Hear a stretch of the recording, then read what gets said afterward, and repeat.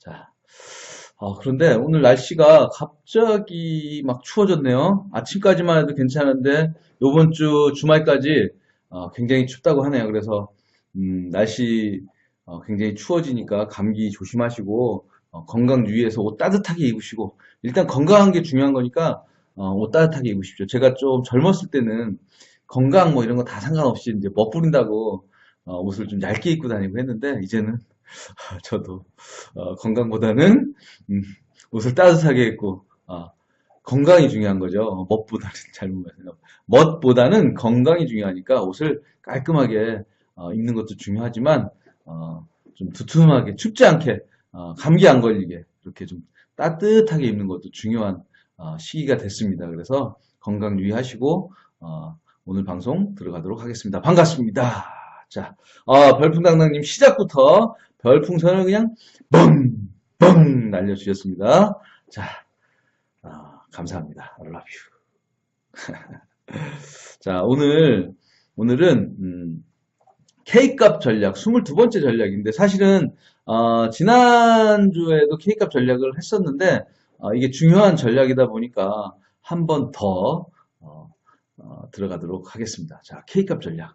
우리가 이제 금융기관을 통해서 기업 대출을 받을 때 각종 재무 비율이나 기업의 정보 등을 입력하면 융자 또는 보증서 발급 한도가 산출되는 것으로 잘못 알고 있는 기업들이 많아요.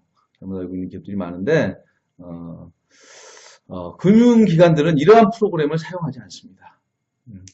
금융기관에서 사용하는 금융심사 프로그램의 원조는 CCRS, 기업 신용평가 시스템 해가지고 크레딧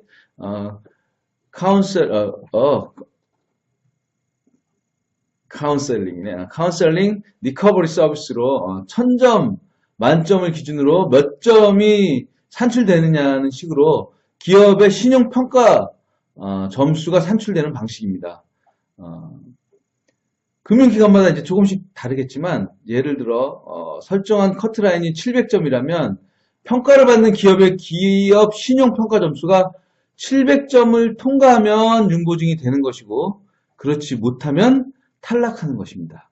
CCRS 점수를 산출하기 위해서 사전에 입력해야 하는 여러 가지 값들이 있는데 그 중에 하나가 바로 융보증 금액입니다. 즉, 이 말은 이제 어떤 말이냐면 1억 원을 입력했더니 커트라인 점수가 넘는 점수를 나왔다가 2억 원을 입력했더니 커트라인에 미치지 못하는 점수가 나오는 경우가 있습니다. 이렇게 융보증 가능 금액은 처음부터 CCRS에 입력되는 값이지 CCRS를 통해 산출되는 값이 아니라는 겁니다. 그렇다면 누가 어떤 조건으로 융보증 가능 금액을 정하는 것일까요? 그것이 바로 K값이라고 하는 것입니다. 이 K값은 기업 대출에 있어서 증빙 가능한 최근 1년 또는 직전 4분기 매출의 25%에서 기대출금을 차감한 값인데 바로 이 값이 현재 기업이 조달 가능한 융보증 최대 금액이라 할 수 있겠습니다. 예를 들어 볼까요? 아직 다른 금융기관의 대출이나 보증이 없는 기업의 최근 1년 매출액이 4억 원이라면 머드님 어서 오세요. 머드님 들어오셨나요? 머드님? 네. 스파게리 머든 하여튼 네. 예를 한번 들어볼게요.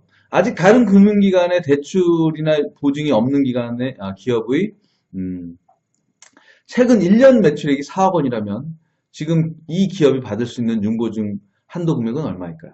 그렇습니다. 4억의 25%니까 1억 원이라는 답이 나오겠죠. 그죠? 4억의 25%니까 1억 원이라는 값이 나옵니다. 바로 이 1억 원이 K값이고 이때 우리는 K값이 1억 원이라고 말해주는 것입니다. 예를 다시 한번 들어볼게요. 10억이라면 전년도 최근 직전 4분기도 아니면 전년도 매출액이 10억이라고 하면 이 기업이 기대출금이 예를 들어서 1억이 있어요. 그러면 10억 원의 25%는 2억 5천이잖아요. 2억 5천에서 기대출금 1억 원을 뺀 값이 1억 5천이잖아요. 이게 바로 K값입니다. K값 이해하셨죠? 그런데 여기서 우리가 주의할 게 있어요. 한편 금융기관의 지점 단위로 부여된 여신 강도 평균 비율에 따라서 해당 지점의 기존 융보증이 실적이 과도할 때는 K값보다 훨씬 아래 금액으로 단도리를 하고, 반대로 금융기관의 여신에 대한 부담이 약할 때는 처음부터 K값에 해당하는 금액으로 CCRS 평가를 진행하게 됩니다. 문제는 기업 입장에서는 금융기관에서 뒤집어 놓은 히든카드에 기재된 K값을 모르잖아요. K값을 모르게 되면 금융기관 담당자가 단도리를 하고 있는 것인지, 아니면 기업이 받을 만큼 받을 수 있는 최대치를 제시하는 것인지 도무지 알 수가 없다는 것입니다. 자, 당해에는 우리가 중복 융보증으로 추가 대출을 받을 수가 없기 때문에 어차피 한 번밖에 쏠 수 없는 화살이라면 제대로 하할 시위를 당겨서 제대로 관역에 맞춰야 할 것인데, 금융기관에서 제시한 금액이 과연 기업이 받을 수 있는 최대치 금액인지 여부를 K값을 모르는 이상 가늠조차 불가능한 것이 현실입니다. 그래서 우리는 이 K값을 반드시 알아야 합니다. 이제 눈에 보이십니까? 드디어 상대의 히든카드가 눈에 보이십니까? 보이잖아요. 그죠?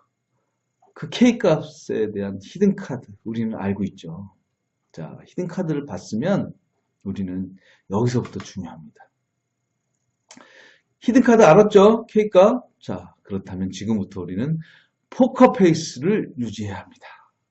내가 상대의 히든카드가 무엇인지 알고 있다는 것을 눈치채도록 하면 게임에서 이런 바보 또 없을 겁니다. 그죠? 이런 바보도 또 없을 거예요. 그죠? 그죠? 근데 알아도 모르는 척 단도리의 물살을 거슬러 K값까지 올라가는 협상의 기술이 바로 기업에 필요한 금융조달 스킬이라 하겠습니다. 한편 K값을 안다는 것은 기업 스스로 기업의 분수를 안다고 해도 과언이 아닙니다. 이제는 모르면 용감하다라는 소리를 들을 때가 아닙니다. 조금이라도 자금 조달에 유리한 입지를 차지하고 싶다면 상대의 패를 알고도 모르는 것처럼 포커페이스를 유지하는 기술, 바로 이 기술이 오늘날 기업에 꼭 필요한 금융조달 스킬이라 하며 그 답이 바로 K값입니다. K값. 자, 다시 한번 정리할게요. 증빙 가능한 전년도 매출액 또는 직전 4분기 매출액, 증빙 가능한 전년도 매출액의 25% 빼기 기대출금, 이것이 바로 K값입니다. 자, 그런데 이 K값을 활용할 때 우리는 포커페이스를 유지해서 금융조달을 우리가 원하는 값을 받아서 자금을 융통할 수 있는 그런 스킬이 필요합니다. 그래서 K값에는 K값 전략을 알고 포커페이스를 유지하고 그 스킬을 가지고 우리가 이제 원하는 만큼 자금 조달을 하는, 그게 이제 우리한테 필요한 정말 중요한 K값. 바로 이거를 우리 한국기술개발협회에서는 K값 전략이라고 합니다. 자, 별풍당당님 감사합니다. 별풍선. 자, 그리고 다음 시간에는 오늘 언급해드린 CCRS의 구조가 어떻게 이루어졌는지를 알아보도록 하겠습니다. 굳이 전략이라 이름을 붙이자면 CCRS 전략, CCRS 분석 전략, 이렇게 표현할 수 있겠습니다. 자, K값 전략 굉장히 중요한 전략이기 때문에 제가 지난주에 이어서 다시 한번 오늘 K값 전략을 말씀드렸습니다. 자, 다음 테마로 넘어가도록 하겠습니다. 짜자잔!